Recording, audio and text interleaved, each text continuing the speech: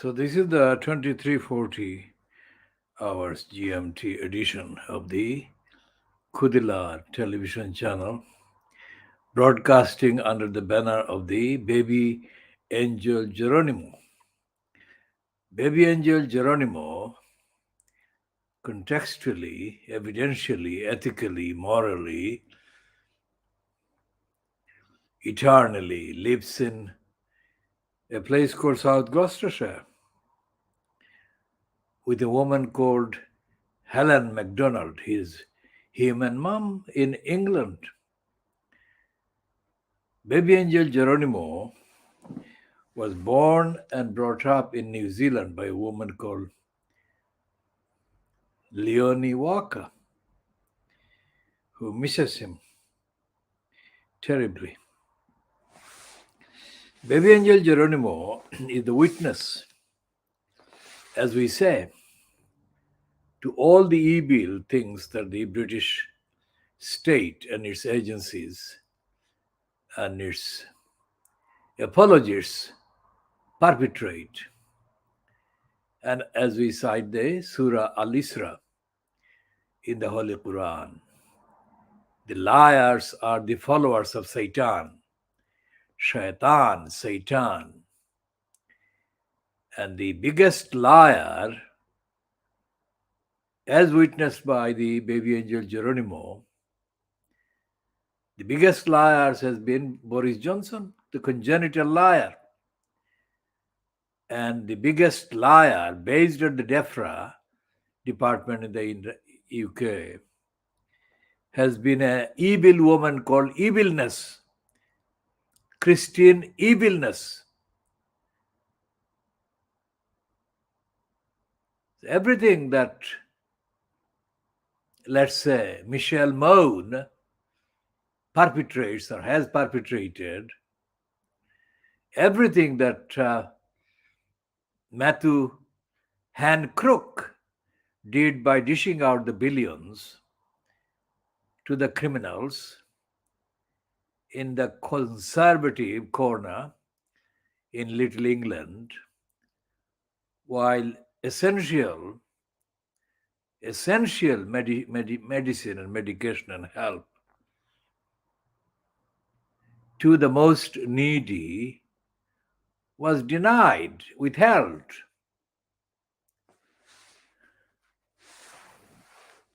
Given that the evilness called Keir Starmer was in place throughout the whole of the pandemic, isn't it a question that this criminal must be made to answer? What on earth was he doing when the criminal cons were stealing billions and millions of people are exposed to the deadly virus? It didn't sink, did it? So those who are celebrating a bit early that the evil Keir Starmer would herald a new dawn must be condemned as stupid and criminal, complicit in the criminality and depravity. Baby Angel Geronimo is a witness to the depravity of Keir Starmer, the depravity of DEFRA, the depravity of Christian evilness, the depravity of George Injustice Eustace, the depravity of Nigel Lawson's lying son, Dominic Lie's son, the depravity of Private Eye, Private Lie editor, the midget, Ian Pissoff.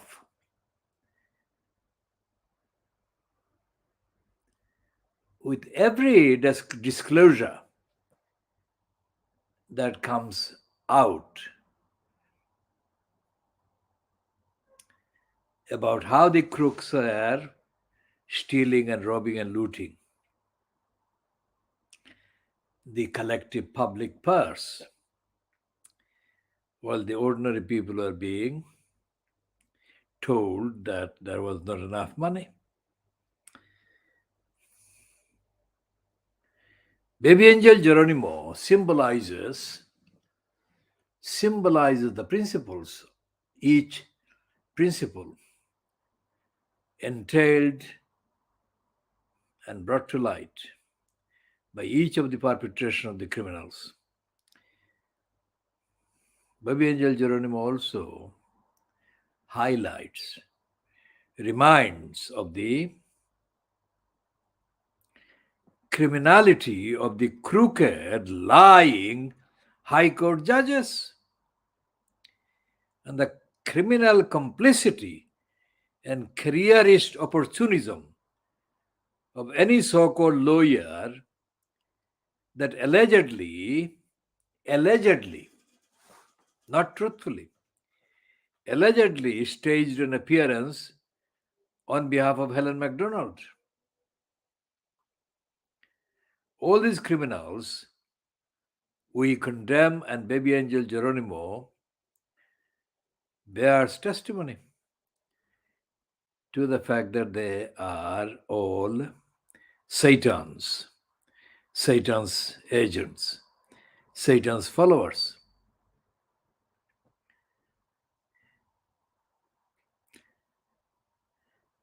We have not forgotten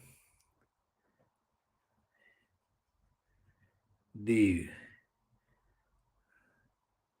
stinking Weasley, West Streeting, the criminal liar who joined the criminals in demonizing and undermining and underestimating the value and the importance and the rights of the baby angel Geronimo.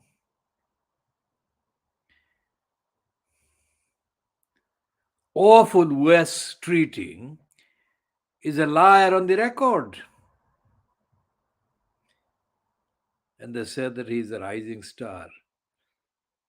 Fuck them and fuck him.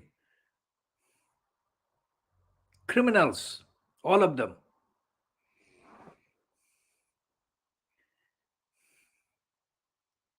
Now, this is the continuation of the updater essay marking the updater annual of the lunch that I had with K. Jordan on Thursday, the 23rd of December 2010, at the Montefiore Center off Hanbury Street off Brick Lane.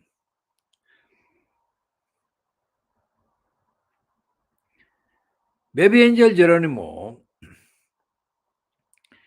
is the world's most innocent, most neutral, most objective, most compassionate witness to all the opposite things that the Satans and Britain have been doing. The satanic media,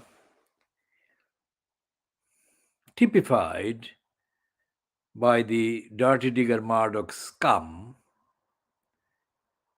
has reached a new level, the new level of indescribable depravity with the publication of Jeremy Clark scum, Clark evil, inciting people to additional aggravated hatred against Meghan Markle. And I think that by doing that, by allowing Jeremy Clarkson, the shit, the evil, to incite, to publish what he has been allowed to publish, the Murdoch dirty scum has reinforced the evidential, startling evidential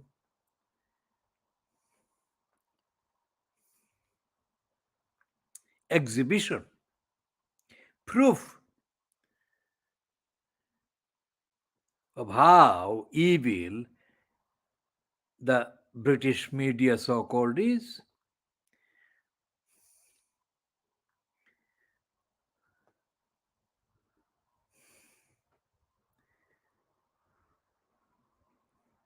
In the context of the strike, NHS future and the strike by the nurses,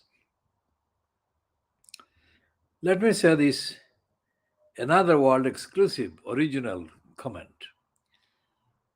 I mean, do people who appear on the Sky News or BBC press preview or press review kind of spots, do they realize the reality of what goes on behind the scenes?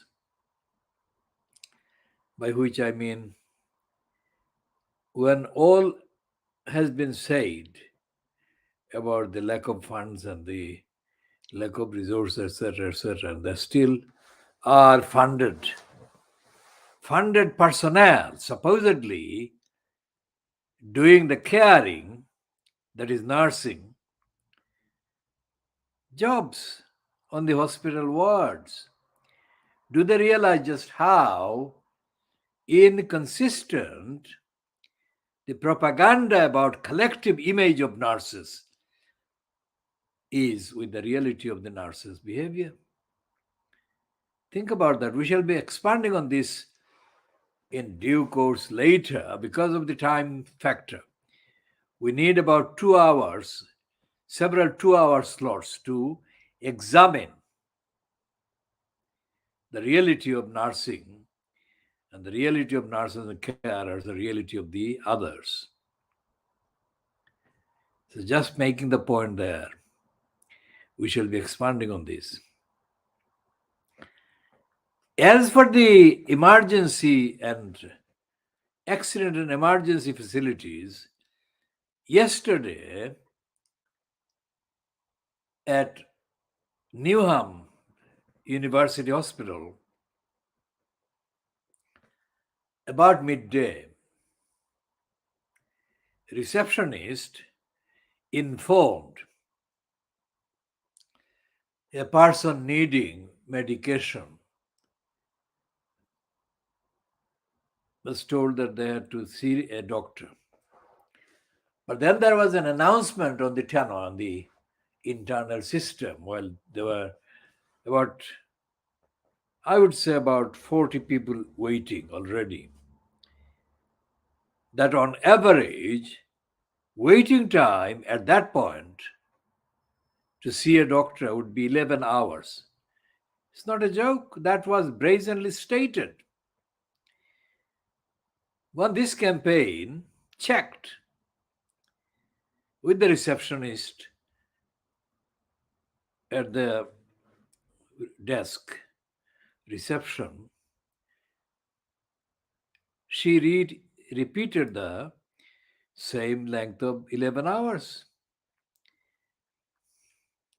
11 hours in advance being told to the patients. Is 11 hours too long? There is nothing at the reception, nothing in the hospital system, accident and emergency system, to keep the waiting patients occupied, creatively occupied, refreshingly occupied. That absolute, deadly, boring, nothing. This doesn't cost money. To provide creative opportunities for patients that are doomed to wait for 11 hours, it doesn't cost money. There must be refreshments. There must be reading materials. There must be things people can do to occupy themselves. The fact that there is nothing shows the deadly stupidity of the bureaucrats concerned at every stage. Nothing to do with the money.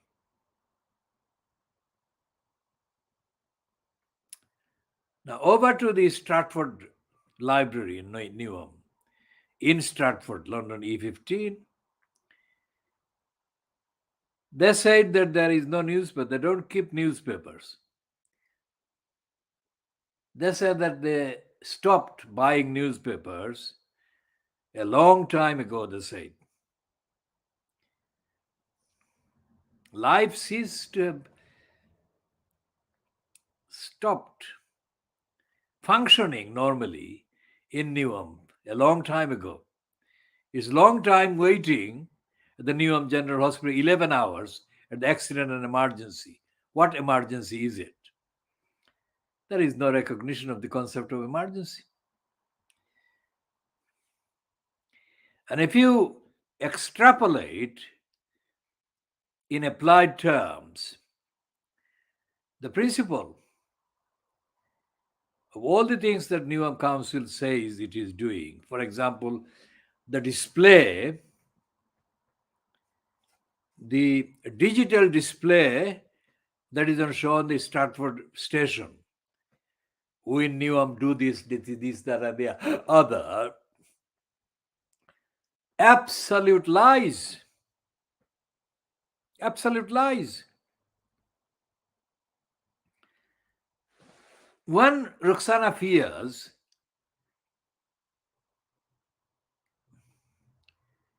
only into the third month of her being installed as mayor at the expense of democracy and ethics in Newham,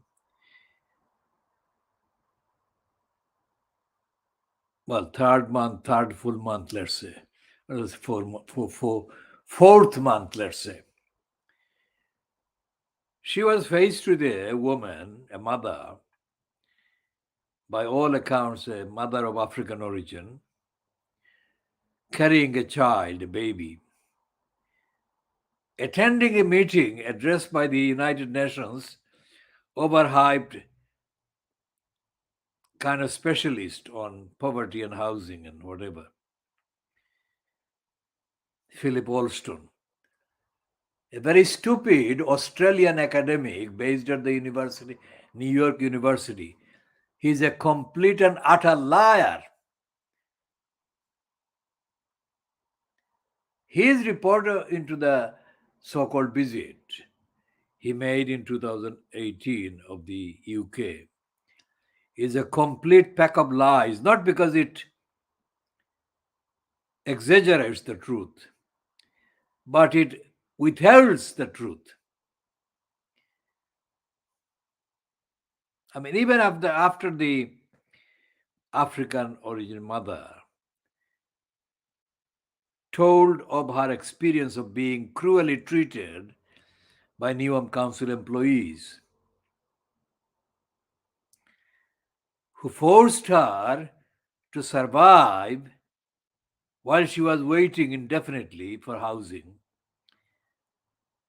to survive by drinking s- s- precious milk that she needed to feed her child on. When this fact was revealed at the meeting held in the Barking Road with the presence of Philip Alston and others, Roxana Fias, as a member of the audience, responded to the mother's report to the meeting of the cruel behavior by the Newham Council employees. Roxana Fias staged a profuse apology on behalf of the administration she was fronting and also on behalf of Newham Council. Let's see if you can access this.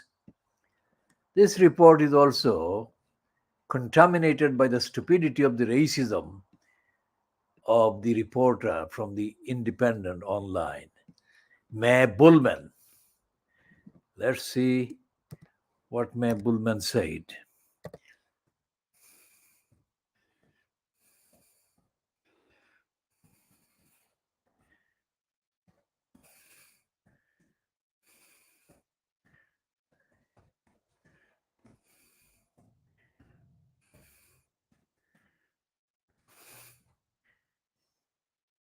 So this is the headline on the 13th of November, not October. It was held, a meeting was held in, not in October 2018, but November. So it says the mother describes being forced to drink her baby's milk. Well, the headline is not complete on the heading in the internet piece. Now, mother describes being forced to drink her baby's milk as people living with poverty come forward to tell United Nations envoy their stories. What a fucking stupid shit heading is that? People living with poverty. Instead of saying people forced to exist in poverty. It's May Bullman, social affairs correspondent, Tuesday, the 13th of November 2018, and it is filed at 13:59 hours. And the quotation underneath that heading is from this woman, mother. I was in my slippers. It was so cold. I plucked up the courage to ask them to say I'm hungry. I have a baby, but they said we can't give you anything. I had to drink my baby's milk. Now, this is, and then they've got the picture of Alston looking very businesslike, writing something. Fuck him, the fucking liar. He's worse than the fucking Guardian, the shit. People suffering extreme levels of deprivation. Well, this is not something that happens in the fucking weather. People suffering extreme levels of deprivation are not really suffering. They are being oppressed by being caused the deprivation by the council, by the state, and by the apologies of the state and the council. Have told the United Nations poverty envoy, fuck him, how government inflicted austerity has left them homeless, hungry, and at times forced into exploitation. Are you fucking lying, May Bullman? This government is not unique. Keir Starmer would do the same. The Labour government has done the same as well, you fucking liars. So you have to go deeper into the truth about the behavior of the state.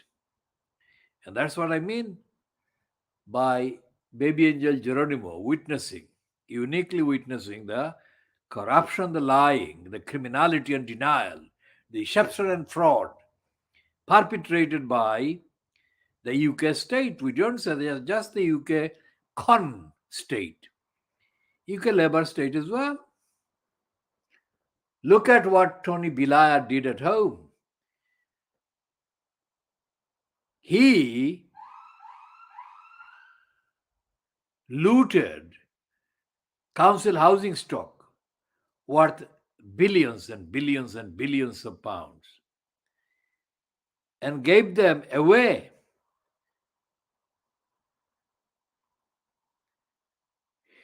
to the crooks and the crooked gang of Poplar Harka and the crooks of the Tar Hamlets community housing and smaller crooks, including the crooked, self-serving liars holding positions of decision making at what used to be called the Spitalfields Housing Co-op, converted by the liars to Spitalfield Housing Association.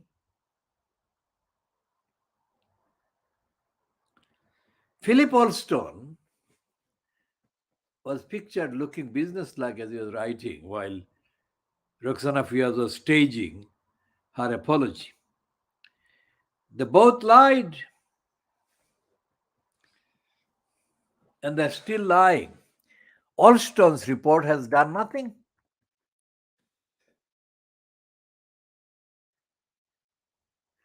And it says the dramatic way it's written during a packed out meeting, fuck off, in Newham, East London. Philip Alston heard directly from migrant women, people with disabilities, and domestic abuse survivors who gave personal accounts of how welfare cards had affected them, etc., etc. Welfare cards is not the whole story, you lying bullman. Society is being cut every day. The concept of justice is completely strangulated by the corrupt judicial system. We shall come back to the question of the mother and the apology staged by Roxana Fias. So, this is the kind of factual background, current factual background, recent contemporary factual backgrounds to the essay to mark the lunch that I had with Kay Jordan on the 23rd of December 2010 at the Montefiore Center. And the Montefiore Center, of course, had been originally the Montefiore Primary School. When the Montefiore Primary School was set up, named after Robert Montefiore, an educationist, Jewish educationist. We shall do a piece about Robert Montefiore in due course. But the criminals that constitute the demography in Tower Hamlets, say, for example, now,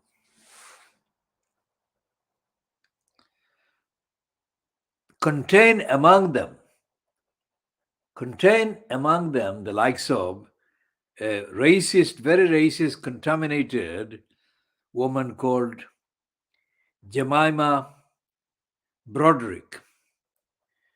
Jemima Broderick had an address in the Deal Street, which is not far from the Montefiore Center.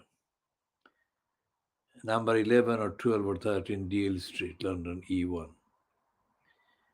Jemima Broderick is a lying con who was employed in the department DEFRA, depraved DEFRA, I think, or depraved communities department or transport department, whatever central government department she was employed in. The fact that she was a unstable, unhinged individual was volunteered to us by a woman, a white woman who lives in the Columbia Road. Now, after this criminal, racist thug woman, Jemima Broderick, behaved in a racist, violent, thuggish way, that original source of the information about Jemima Broderick being a criminal, unhinged, thuggish one, was contracted with the information of what Jemima Broderick did. But there was no response.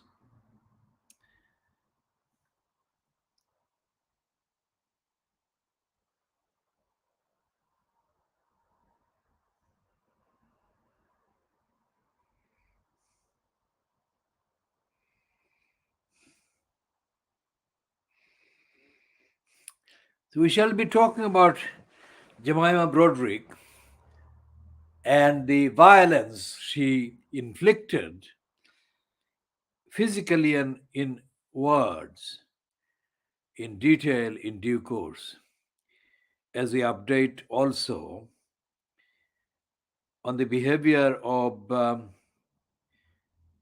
the daughter of Gladys McGee, a racist daughter of Gladys McGee. Gladys McGee was not a racist, but her daughter has turned out to be a festering racist cunt.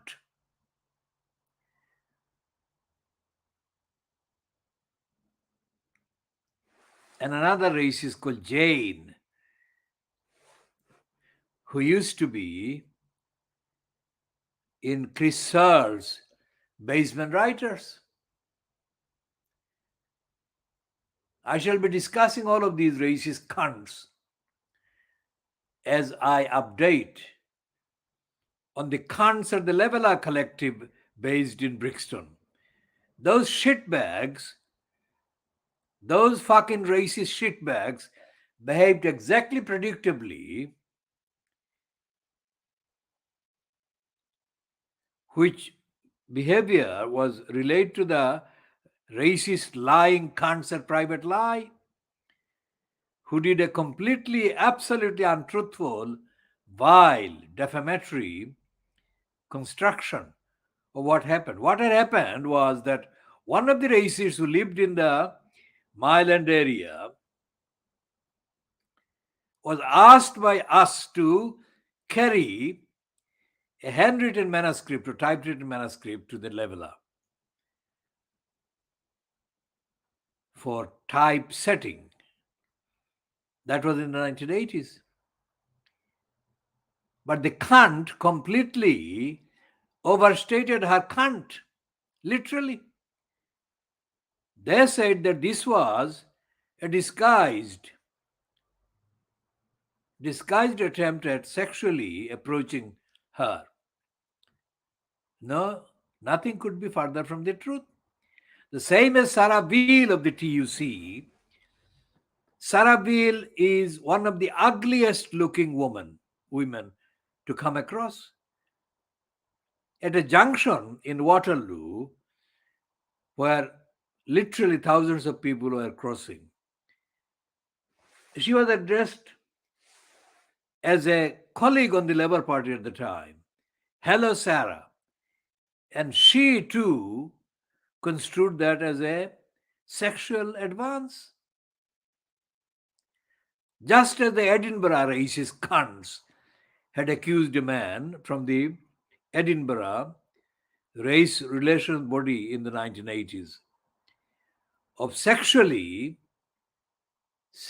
approaching them or harassing them because he questioned their racist attitude, etc., etc. And there was this so-called journalist connected with one of the Fleet Street writers called Abrams, or the other journalists on the BBC Politics show called Zia Trench. These fucking racist cunts, all of them were quizzed on the racist stupidity, ignorance, and dishonesty. And all of them accused the contracts of sexually approaching them, not racially, sexually approaching them. I mean, what do they think they are? Sexual approaches do not happen in a crowd of thousands. In any case, this didn't happen. Sexual approaches cannot happen when the manuscript is being the subject of transport by somebody who has got the transport to Brixton from Tower Hamlets. Sexual approaches do not happen when the inaccuracies contained in the broadcast or publication is the subject of the query and the quizzing. I mean, how distorted these racist cunts are.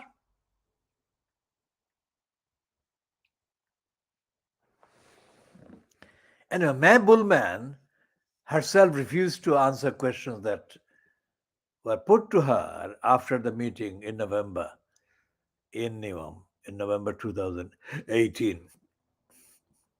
About the various things, the various aspects of the story that she ran, heading, which is still online, headed Mother describes being forced to drink her baby's milk.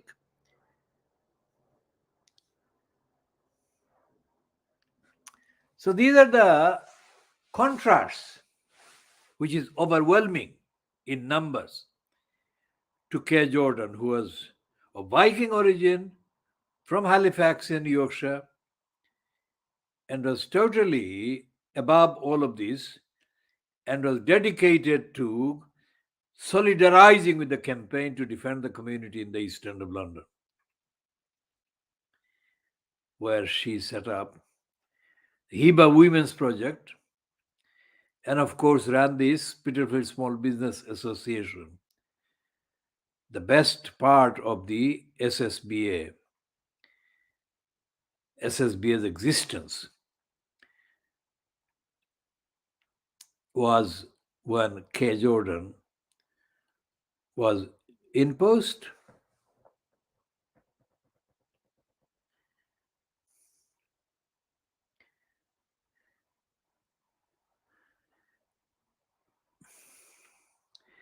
One of the mental slavish things that this boy called Imran Ahmad did about the report about the Montefiore Center contract proposed by the SSBA for a renewal was to water down some of the critical aspects of the contents of the report that K. Jordan essentially had authored. And the mental slavery of this Imran Ahmad, whose name suggests he's a Pakistani or a Bangladeshi Muslim, is overwhelmingly present among the Muslims, Pakistanis, Bangladeshis, Indians, whatever. And K. Jordan was the one that actually understood the message. Whenever I explained to her what these mental slaves were doing, the ethnic surrogates. Now, she was one of the first people to appreciate the linguistic meaning and nuance of the phrase that I deployed called ethnic surrogates. Well, ethnic surrogates was a kinder expression, replacing the coconut and the mental slaves, which takes me straight back to today. That has been Monday, 26th of December 2022, which being the day after the Christmas Day in England is called the Boxing Day as well. Now, the Boxing Day edition, well, I'm talking about Monday, 26th of December. This is already Tuesday, the 27th of December, but I'm talking about Monday, 26th of December as being the edition of this particular broadcast. Had a Times newspaper carries the so-called column by the longest serving coconut mental slave Trevor Terrible Phillips. And Trevor Terrible Phillips's piece in the Times, newspaper owned by Rupert Murdoch, attacks the so-called godless liberals. Now, this is a very ambitious kind of heading by the most corrupt mental slave, the darkest skinned mental slave. Now, if you look at Trevor Terrible Phillips, how does he pretend that he is white? That is what the point of calling him the darker skinned one is. It was like Darkest Dirty How. Darkest Dirty How and Farooq Freak Dondi, the fire worshipping descendant of the fire worshippers from Iran in India. Freak Dondi is a crook, has been a crook, was always a crook. It was I who got rid of the ethnic commissioning editor, the first commissioning editor of the Channel 4. And because of my sacking her, getting her sacked, she left the United Kingdom and went to America. And the vacancy was taken up by the lying crook and thief, Freak Dundee. Freak Dundee is a lying crook and thief.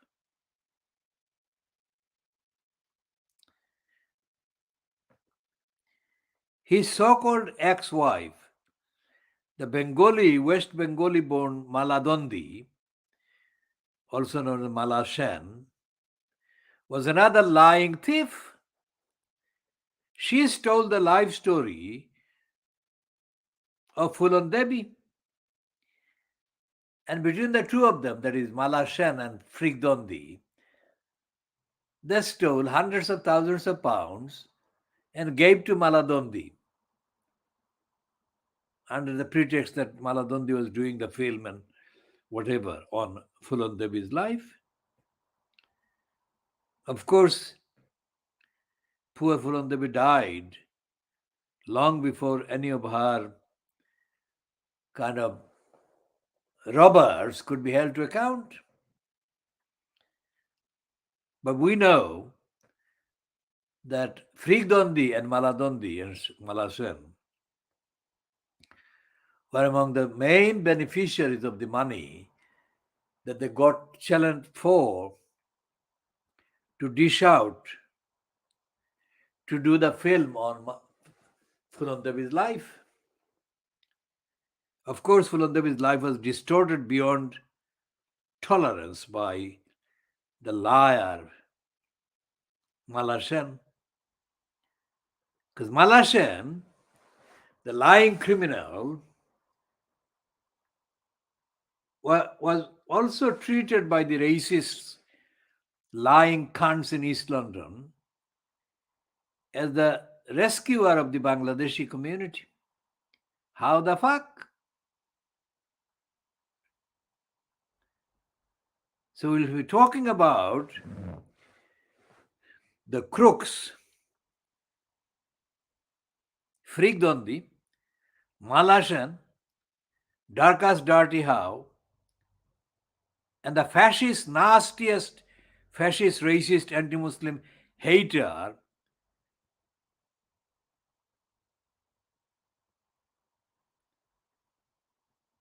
Terry Fitzpatrick. Terry Fitzpatrick is a convicted criminal. He's a convicted racist criminal.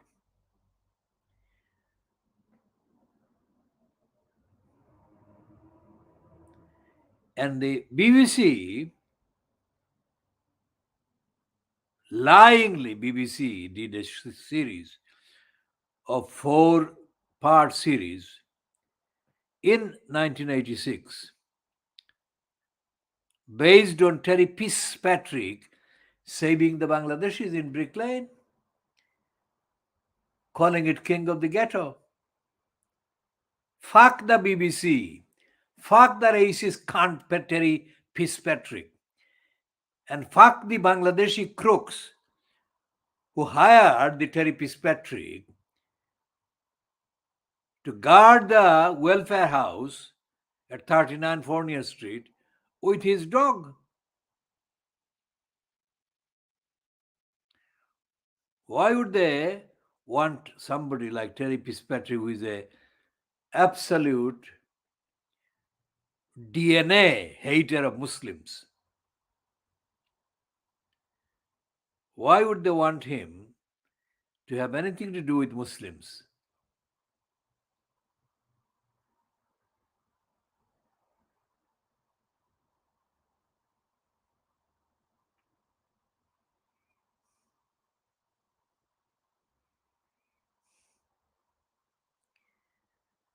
We shall be talking about all of these criminals in due course. And before we close this particular edition, let's say that this is why K. Jordan's work is so important. She stood miles above any of these criminal racist whites. And she universalized, normalized the universality of humanity by everything she did in Brick Lane in defense of the community in the East End of London.